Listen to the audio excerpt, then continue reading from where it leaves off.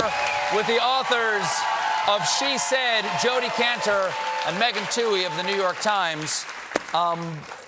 Let me ask you this. It felt to me, and it has felt to me the last 2 years, like a non-violent revolution. That it is a revolutionary change in how we think about sexual behavior, certainly in the workplace. Why hasn't that revolution swept up in any way a man who's been accused 17 times, credibly, of sexual assault, Donald Trump? Why is he untouched by any of this? Do you have an opinion about that or an idea? Well, you know, in 2016, I was one of the reporters who worked on the first stories of women coming forward with allegations against President Trump. And actually, he was then candidate Trump. And when we got back from book leave 2 months ago, the very first story I did back on the job was E. Jean Carroll, who was the most recent woman to come forward with a really serious allegation, basically of rape against Trump.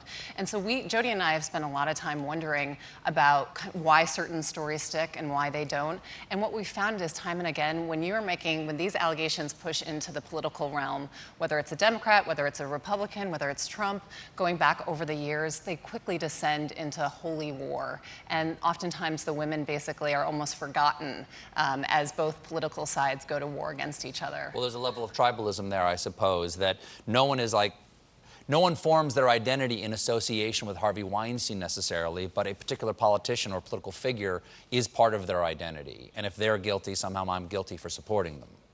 I think that's right. And what we showed was that, you know, our book starts with Trump, the reporting on Trump, and then graduates to the reporting on Weinstein, and then pushes through. I mean, we didn't want to just stop with Weinstein. We really wanted to push through into the complicated year that followed. You talked about Kavanaugh. And we went into Kavanaugh.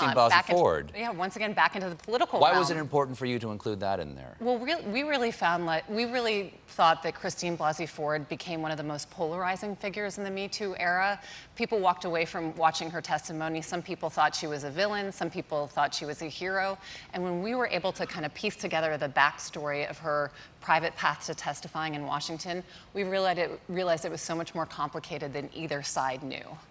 Now you're talking about, you're doing reporting on, the two of you, on Epstein. Are you reporting on sexual crimes and sexual abuse now in a different atmosphere, in a different world than the one you were in when you first published these stories? Is it a different environment? You know, what is so striking about Epstein is how reminiscent it is of the Weinstein story in some ways. Obviously not in all of the particulars, but this feeling of this is vaster than we ever could have imagined, and there's this veneer of privilege that is hiding something very rotten and